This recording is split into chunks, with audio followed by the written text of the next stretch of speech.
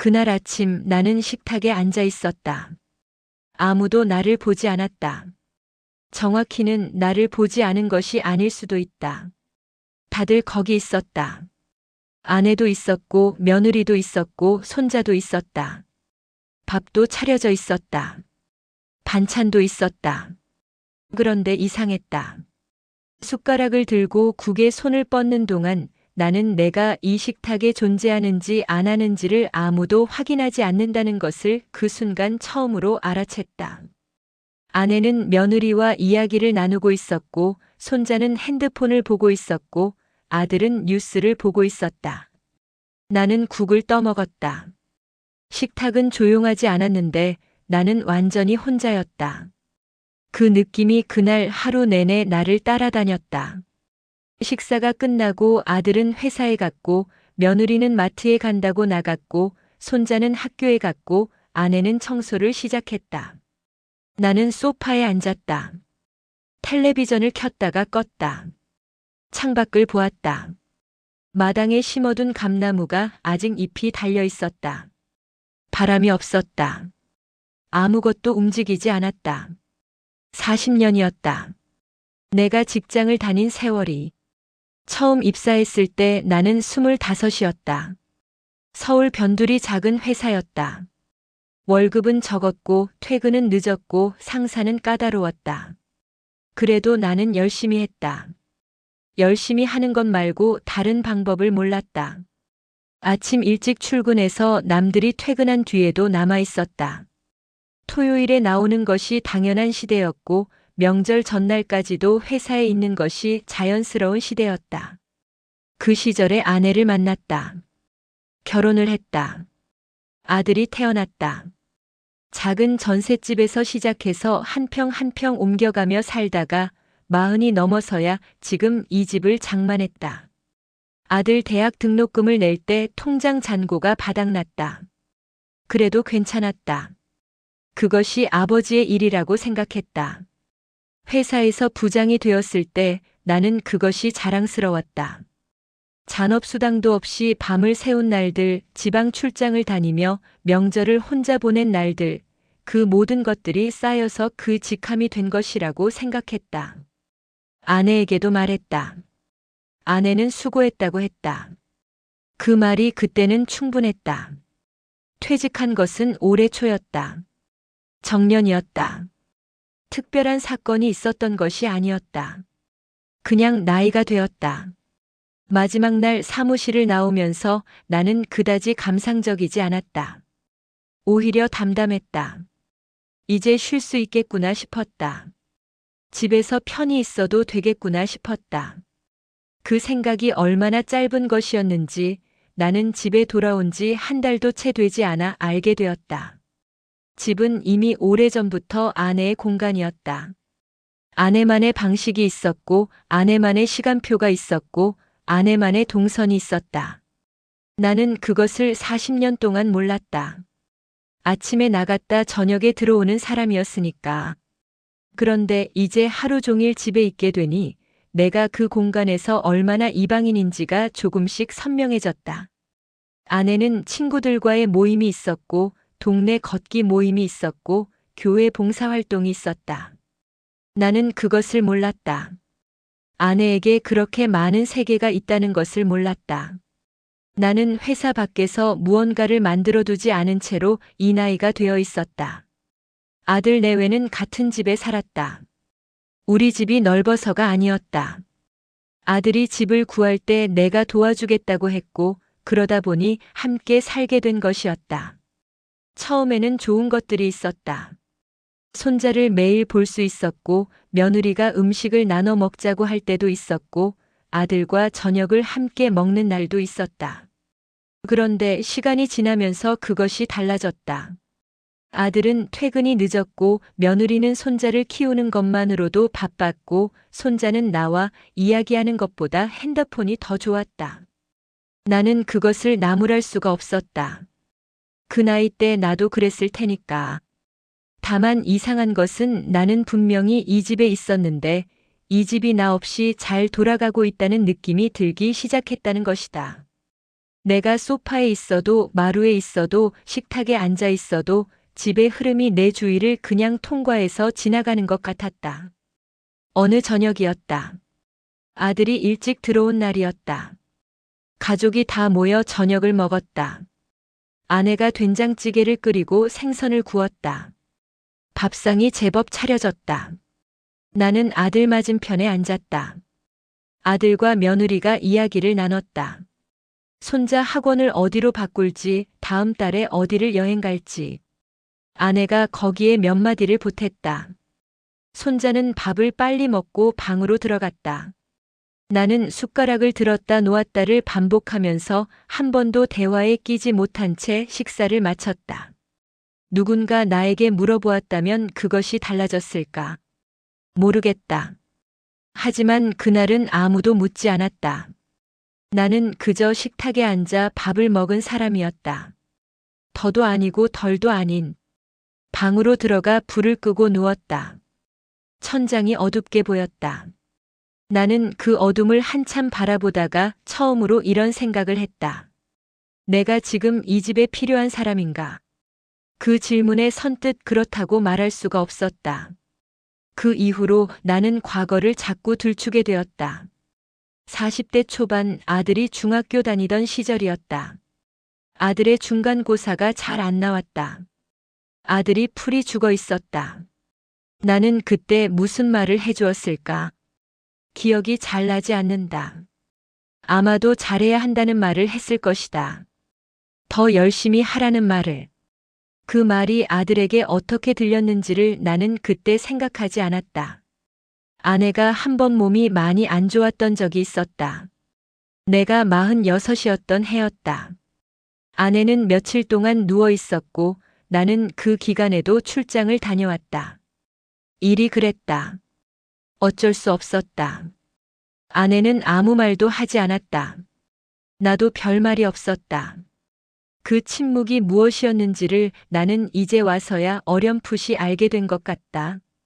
가족들이 어떤 하루를 보내고 있는지, 나는 그들이 무엇을 좋아하는지, 무엇을 두려워하는지, 요즘 무슨 생각을 하는지를 나는 얼마나 알았을까.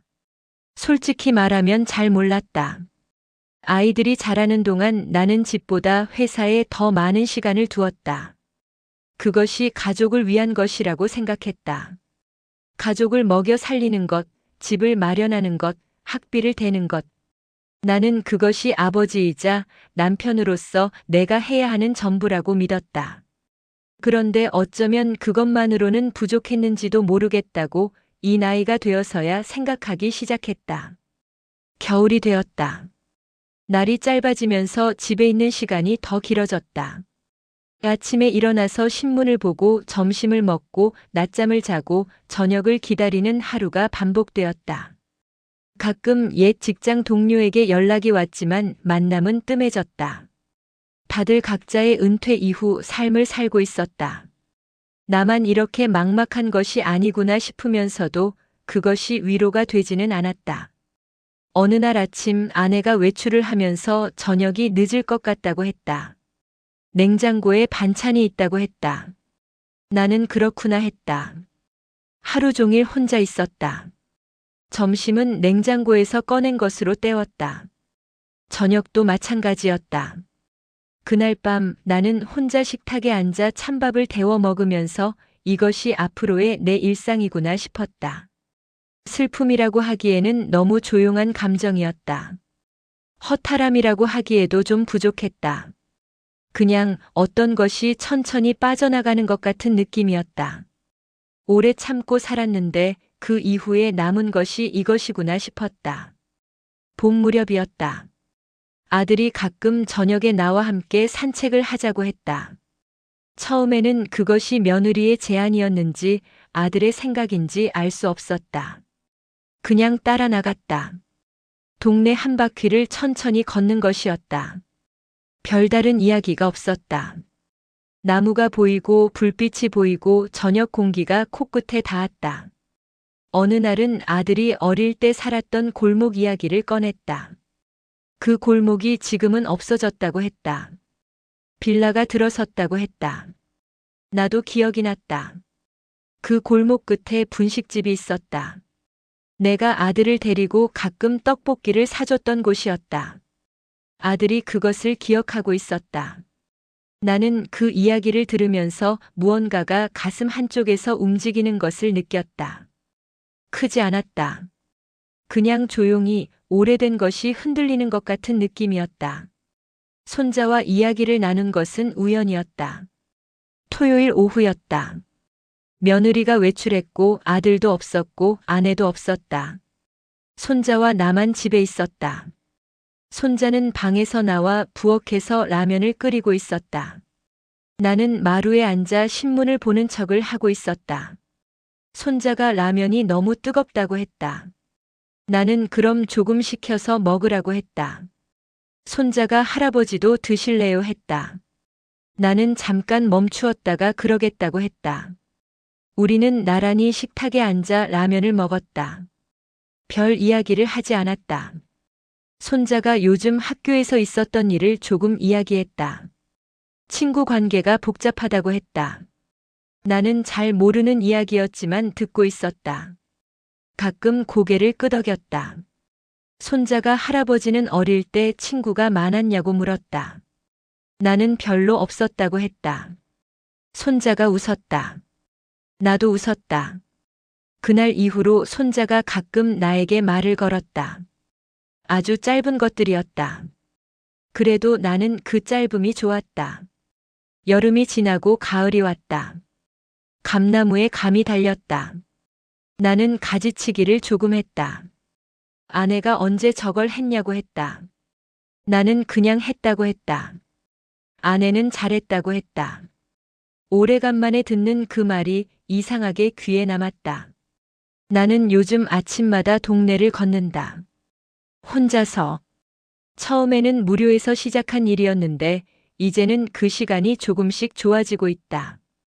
이른 아침 공기가 다르다는 것을 이 나이가 되어서야 알았다. 풀냄새가 나고 새소리가 들리고 아무것도 서두르지 않아도 되는 시간이 있다는 것을. 나는 아직도 가끔 그 식탁에서의 감각을 떠올린다. 아무도 나를 보지 않던 그 아침. 그런데 이제 그것이 꼭 나쁜 것만은 아니라는 생각도 든다. 그날이 없었다면 나는 아마 아무것도 들여다보지 않고 그냥 지냈을 테니까. 딸이 명절에 내려왔다. 오랜만이었다. 딸은 사위와 함께 왔고 어린 외손녀도 데리고 왔다. 외손녀가 나를 보고 할아버지라고 달려왔다. 나는 그 아이를 안아 올렸다. 가볍지 않았다. 제법 무거웠다. 그 무게가 좋았다. 저녁 식사 자리에서 딸이 아버지 요즘 어때 보이냐고 아내에게 물었다. 아내는 잘 모르겠다고 했다. 나는 잘 지내고 있다고 했다. 딸이 나를 보았다. 오래 보았다. 뭔가 말하고 싶은 것이 있는 것 같았지만 말하지 않았다. 나도 말하지 않았다. 그날 밤 잠들기 전에 나는 40년을 생각했다. 길고 긴 시간이었다. 그 안에 내가 못한 것들도 있었고 그래도 한 것들도 있었다. 잘했느냐 못했느냐를 지금 판가름하는 것이 무슨 소용인가. 다만 이것 하나는 알게 된 것 같다. 열심히 사는 것과 함께 사는 것은 같은 것이 아니었다는 것을. 오늘도 아침에 일어나 걸었다. 감나무 옆을 지나쳤다. 감이 몇 개 떨어져 있었다. 나는 그것을 주워 마당 한쪽에 두었다. 아내가 일어나면 보겠지 싶었다. 이 삶이 내가 원하던 것인가? 라는 질문에 나는 여전히 잘 대답하지 못한다. 하지만 이 삶이 내 삶이었다는 것은 안다. 좋은 날도 있었고 텅 빈 날도 있었고 아무것도 아닌 것 같은 날도 있었다. 그것들이 다 합쳐져서 지금의 나라는 것도 안다. 남은 것이 많지 않아 보일 때도 있다. 그런데 가만히 보면 아직 있다. 아침 공기가 있고 감나무가 있고 라면을 같이 먹은 손자가 있고 잘했다고 말해주는 아내가 있고 멀리서 나를 보던 딸이 있다. 그것으로 충분한지는 모르겠다. 하지만 그것이 없었다면 나는 정말 아무것도 없었을 것이다. 오늘도 걷는다. 아직 어스름한 새벽 골목을 천천히